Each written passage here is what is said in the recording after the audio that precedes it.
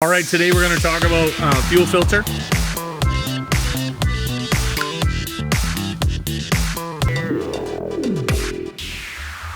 All right, today we're going to talk about fuel filter. Specifically, this one's a spin-on fuel water separator. So we can see that it's a fuel water separator because it's got this spigot right here, and if we open it up, we would drain the water out that's at the bottom of the filter. So obviously this one's going to spin on vertically like this.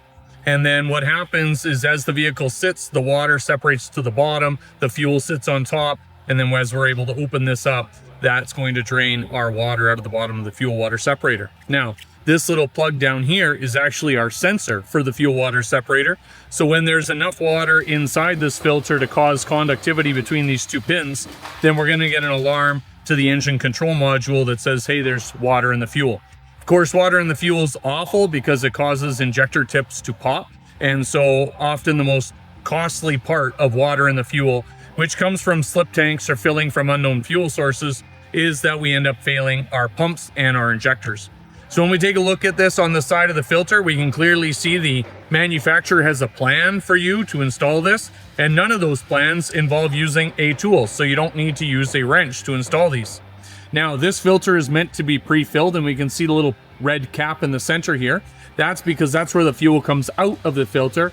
And normally our dirty fuel goes in the outer ring right here. It'll go through the outside, go through the filter medium, come back out the center, and go back into our system. So for that reason, before we install it, good to remove the red plug. But if we're filling it, it's good to leave the plug in place. And that way we use the filter medium, even though we're pre-filling this filter. When we're going to install the filter, important that we lubricate, and usually we just use a little bit of diesel since this is a fuel filter. Put a little diesel on the O-ring and make sure that the O-ring has been removed from the metal flange where this mounts to. See how it came out very easily?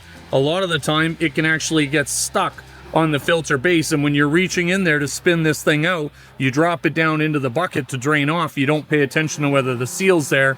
You try and install the next one and it'll be a double O-ring seal, and that will always result in an air leak and a stalling or poor running condition.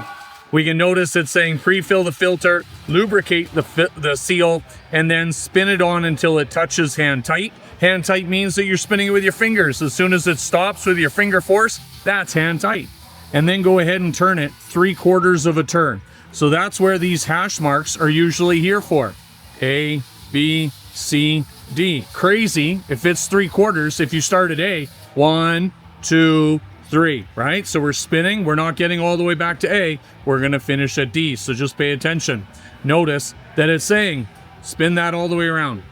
All right, so once you're all said and done, then go ahead and reconnect your fuel water sensor that you disconnected, reconnect that in place, and then turn your ignition key on to turn on the electric primer, and that's going to pull the fuel through your electric pump. If you have an inline pump, put it in your filter and get it ready to head up into our second stage filter. And I'm going to pull this hose out of the way. So there's currently no O-ring in there. And then now you're just checking the surface, the mounting surface, to make sure there's no enough. There you go. So now you got the stem O-ring and the outer O-ring. Here's a good one for you too. The connector came apart.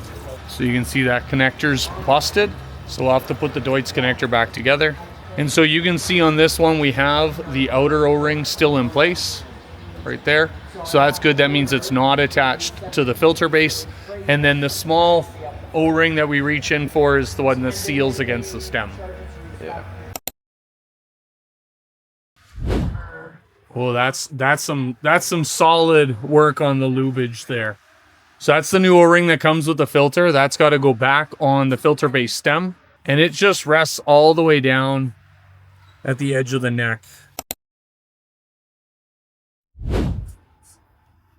And we have a large filtered dispenser, and then we put it into the jerry can. The good news is I don't see anything that's dripping out. An alternate solution to pre-filling this filter would just be to put it on and then key on, right? Let the key on do the work. Well, yes and no. Wait till you don't have that option and then you're going to be pretty upset. Right. I mean, this is why if you get in the habit of doing things, then it's better. But there's always a backup plan. Now we get to pull a little orange cap out. There we go. And then we spin it on until hand tight, and then 3/4 of a turn additionally, right? Just like the little package says. Right there, you feel it? So the little filter thing says we don't need a tool. And if you're going to use a strap wrench, just make sure, and you're doing it just because it's hard to reach in there, make sure you're only turning it an additional 3/4 of a turn. No tool should be required, but if it's hard to reach or an awkward position, throwing a strap wrench on is not the end of the world. So, and then we're just reconnecting the fuel water separator sensor. Making sure that connector goes in there. It's just going to be important that we don't get additional codes on the dash. There we go. We just want to make sure that if we tugged on that, it doesn't come back out.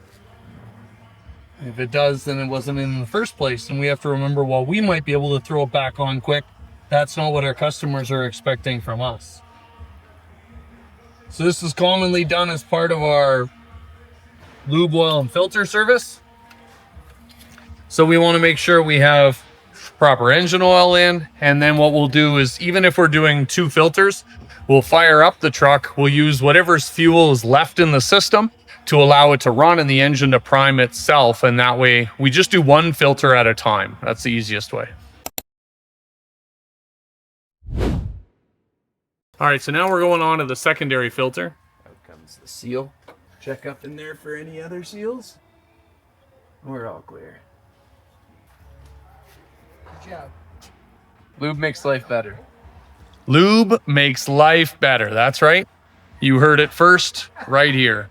Make sure we don't have any extra seals on the filter base. So once again, we got a filter that gets installed until it touches, finger tight, and then turn an additional 3/4 of a turn. You got it. You're the, yeah, you're the best. Yeah. Make them look pretty. Nobody wants to pay for a dirty filter. Just like that. You got it.